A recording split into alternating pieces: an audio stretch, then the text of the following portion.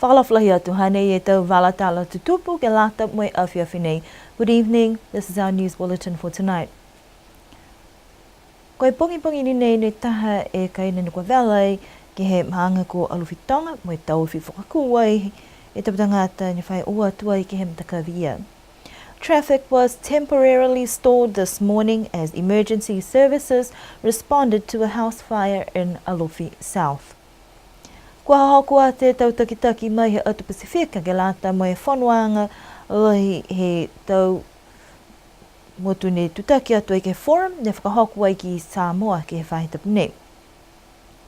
Pacific Island leaders have gathered in Samoa this week for the Forum Leaders meeting to discuss key regional issues.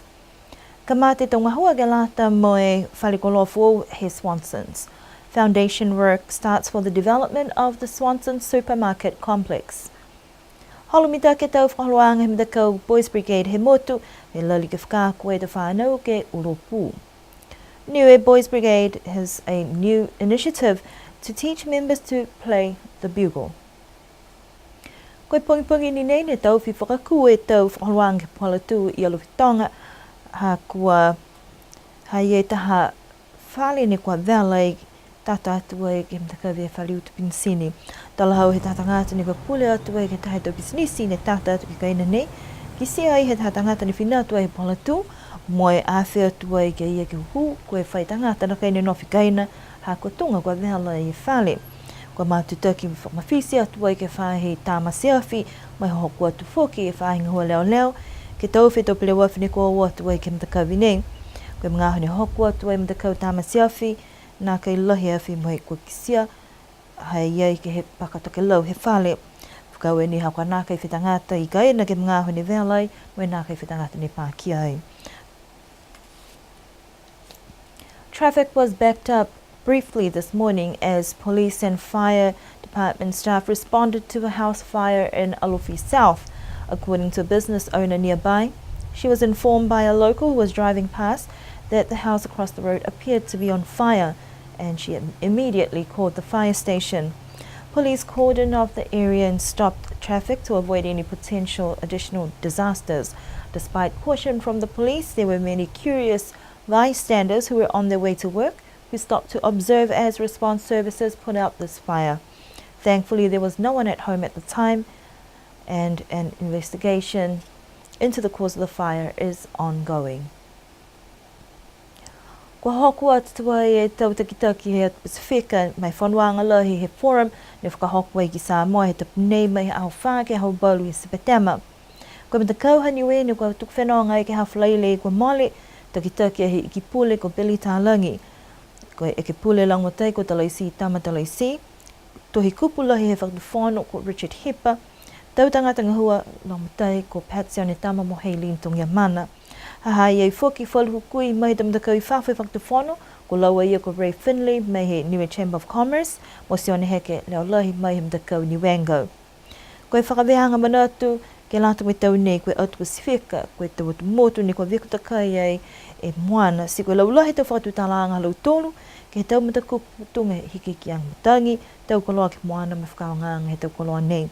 Koe whanuanga nei ne whakahokuai, ke lata mo tau motu iki ke hangofua, koe ahuniawhi ne whakatutala I tau takitaki mai he atu motu ACP. Koe whanuanga mai tau mtakau e tau pisinisi, mai tau mtakau I whafo he whakatuwhono, ne koe amana ki atu ki ai whoki, si hai ei e whanuanga lahi, koe whanuanga whangufu mawalwaki, he tau takitaki mai he forum. Whalataha I whoki, whalua tau mtakau mai he atu Pasifika, ne koe lahenga hua whalataha me forum. Koe aho whakahiku, ka whakahoku ai, e ta whanuanga ke lata ni mo e tau takitaki, he tau koutu, ke whamaupopo e tau matakupu, ke tau whanuanga he aho walu e Sepetema. Pacific leaders have gathered in Samoa this week for the 48th Pacific Island Forum Leaders meeting from the 4th to the 8th of September. This year's theme is the Blue Pacific, our Sea of Islands, where there is a strong focus on ocean resources. Niue's delegation departed last Friday, led by Minister Honourable Billy Tālangi, Assisting Minister Talaisi Tama Talaisi, Secretary to Government Richard Hipper, Premier's Personal Assistant Pat Sionetama and External Affairs Officer Haylene Tongiamana. The theme of the annual regional meeting will highlight issues on oceans, climate change, and resource management for fisheries to deep-sea bed mining. The Pacific ACP Leaders Meeting was held yesterday, and they discussed key issues of relevance to Pacific ACP states, such as the post-Cotonou negotiations, the European development assistance to the region, trade, and private sector development matters. There is also the Forum Leaders Dialogue with civil society organizations and private sector that Ray Finley from Niue Chamber of Commerce and Sione Heke Laulahi of New Wango are also there for. There will be the 48th PIFS plenary sessions with associate members and forum observers and post-forum dialogue partners. The final day will be the leaders' retreat, where they will finalize statements and have a strengthened regional position on issues that will be taken to an international level. Koe amana ki ang he whale ko loa Swansons ke hiki atu halau tōru pisinisi ke tamataka fōu I whanua kula. E mga honei hane whainga hua ke tā lange whale nei, ha kua mō atu e wala whanua mai he whakatawhono. Koe mahina ha apelila ne tau fi whakaku e tau whakahoroanga halau tōru, ha kua haia e tau manata toko, po ke tupi he whalo da pisinisi mai maanga, ha kua mana ke e whakatawhono, ke fua ki atu e wala kelekele nei, ke tā pisinisi mai whawhi niwe. Whai mga au he whakatutala, moi whakamā mai tawa mina kianga, ko whakamōli tuai maweheanga, moi fua ki atu e walafonua ke Swanson, ke tā langa e matakawi fō mai whalu pisinisi. Ko wha, moi whawhala whakamtake I tuai e whanua, si ko hoko mai whoki, e te hukui he kautaha ne kua moa ke tā langa e whale. Wai loa mai koe kautaha tā whale, DTV, Constructions mai New Zealand, ko minuena ke moe kontuleke ke tā langa e whale. Hoko mai whalu tu tangata ngahua ke kamatai, ke matapatu I lalo, ke whahitapu nei, si amana ki ai whoki, ke hoko mai tupu taki mai whalu tangata ngahua, ke he tau whahitapu kukui mua. A new supermarket complex is now in development as Swanson Supermarket looks to expand and relocate by next year. In April this year, the potential developments was stalled briefly by public opposition of government's plans to lease land to the New Zealand-based owners, but that was resolved and the lease was approved. Since then, there has been gradual progress with the groundwork and developments at the site. It has been announced that DTB Constructions from New Zealand are the successful contractors who will build the new complex, and part of their team have arrived to start on the foundations this week. DTB bosses are expected to arrive within the next few weeks with a few more workers for the project. Kua whiwhini tuai he Mdekau Boys Brigade he motu ke kamata whaka koe tau whānau ke uropu. Koe whakamua lahi nei he ono whakamahino ke lalawhi mai tahe tau whakaroanga nei ni kua taka I ki loto he halo tōru tau palananga hua. Whakaroanga nei langa mai he mai tua e whinu tau he Boys Brigade he motu nei ngoni wei mai he tau kua mali e uawhi maono. Si maua mai tau langa matai tupe mai he whakawhono he atau tōru lifu pane mea ko Sir Toke Tālaingi. E si mai he mga hoia ni whakatau e mo tōru aha e uafuru e pū ne whakaingoa koe bugles. Ai koe kau ni toka I kaha e tau ki uafuru ne ko mō mai he tau kua Māori si kua kamata e whakako pū he mdauru he tau. Ue pū tōru he tahe e mahanga ne hahai e mtakau PP si koe tau ue whanau ia me ofisa ke lari ke whakako. Kai mai he mga huia tokononga fuke tau whanau ni manako, si liu tōrunga fure pū ni ata mai ai, to tōngi ni he tamtakau e lau tōru a pū. Kai mga hu nei, whaitamanga ia ni ne kua manako fuki mai he tau kapani nei. Si kai mga hu nei, kua kumi fuki te e tōrunga fu mahia vai pū. Si ka whafomo e lau tōru, kua wairunga fu mahia vai pū e mga hu nei ke motu nei ni wei. Haia ni toka fuki ni loto he tau pepa whakanga hua. Da kau Boys Brigade ani we na kai ni ko ni we kai pihia fogo ni New Zealand ke la ta ia mai tau tam si mo fogo lo tolu do fo mai longa ha ke fe kau nei ono fogo ni mo tolu do officer ko e ta skill ha ke lo e tam si kai lo mo ia mo na ke mo tolu ha to frau ngai ia he va ha ni ngalo ngai ia to skill e ke uro ke kai pu. Nek mate to whakakoanga ke mtau hui tau nei ke Millennium Hall, kai nā kei toko longa, se ko whiwhiri ai ke ua tua i ke tau māngi tua. O tu te kia wasele, ha kupu, moriku, mutalau, tuapa, ko makefu ne po. O tu ki toi ngā mui a lofi, tamatanga, si mai mui ki a Millennium. A mamana ki ke whakakise i ka hae tau whiawhia, ai behe pulotu tua i ka hae. I whiawhia mui he tau whanau he aho Founders Day he pipi he motu i a mahina ke top. Pihia mamana ki anga he mga aho nei. Mori atu e whekau nei he mahina ke top. Hanga atu moia ke uro hae ke lata mai aho Anzac. Taha mene ia ni ko mana tu ke mo tolu mo whakangahua i tau pū ni. Ka i pehe ni ki alanga ta si mo mohe pake ha. Kai mo mana ke whuki ni ke whai whakaholoanga ke lata ia mai mātuta ki e tau pina ni. Pese ni kwa kamate Boys Brigade e whakahawang nei, te mai ke whoki ke putu ia i whalo te whanau he te mga he mua. Uhua ke mtakau hako hai e whalo te pulotu ke he motu, ni kwa mai ke laumatai, mo e whakamole tau manako he mtakau. Whakau ni ke a pentana ki koia e whaiaonga he mga honei. Si ko te wofisa ka hane, makila he mga honei, e lang matai ka ko koia, ko whaiaonga, ko pulotu, ko pentana ki, ne kua umui lahi ke mga whakau nei, si koia e whaiaonga, ne whakako. Momena ki whukini ke whakako e tamatua whakau ko Reverend Passionate Viviani, koia taha da i whipū ne tae tau pū mai he matakau ha kupu. Kai koe tā matakau tā pū whuki whakamua atu he motu tolu mai a wasere.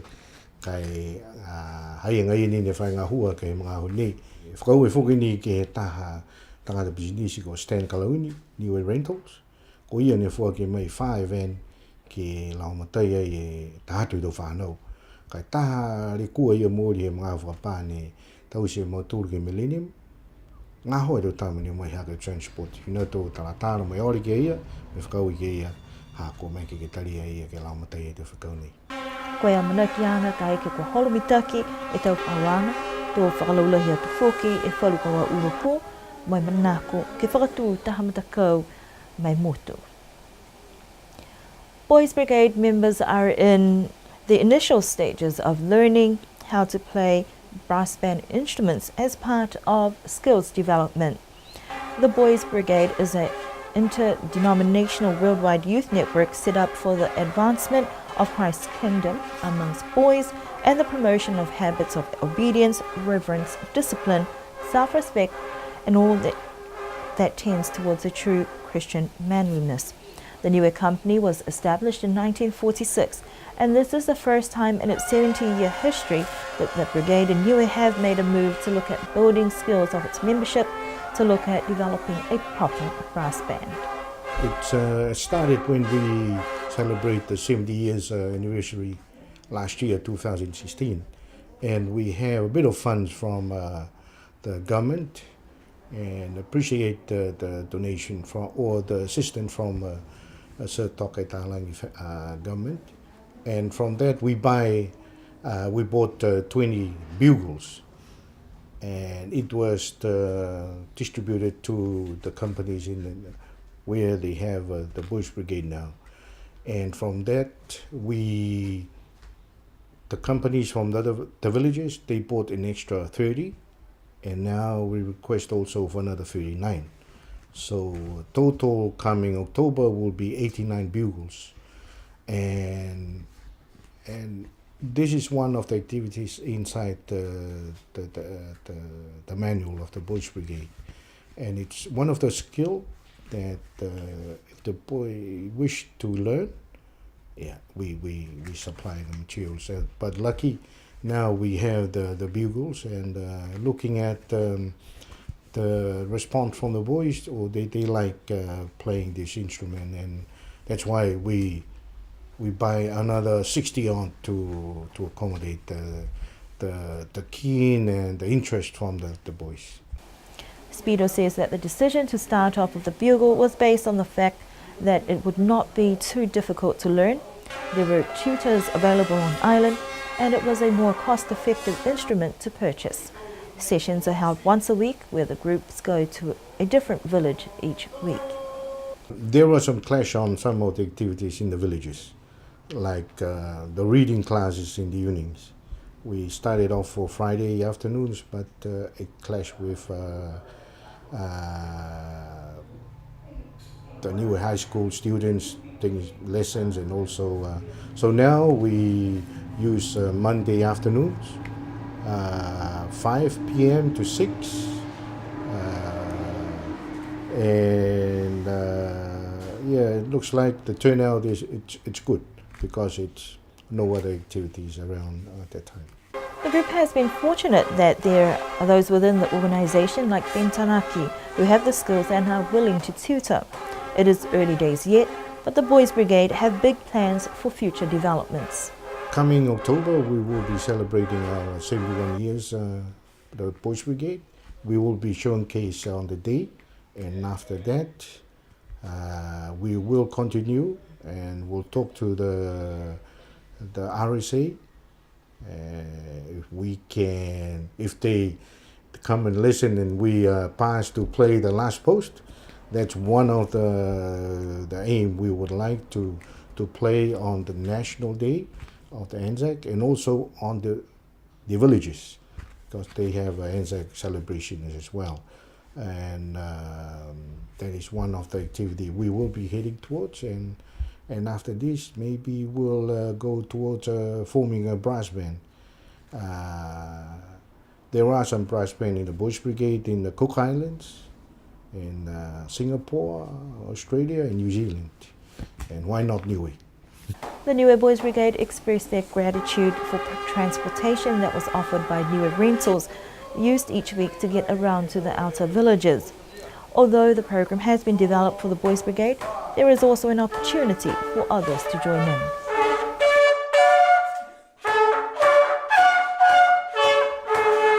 Those are our news stories that we have for you this evening. Pēnā e do wala tala tutupu ni ko mō mai ka lātu mea whiwhinei, kena nofwa, manui ne po tō lidiu ke whalewea. Manui ne po.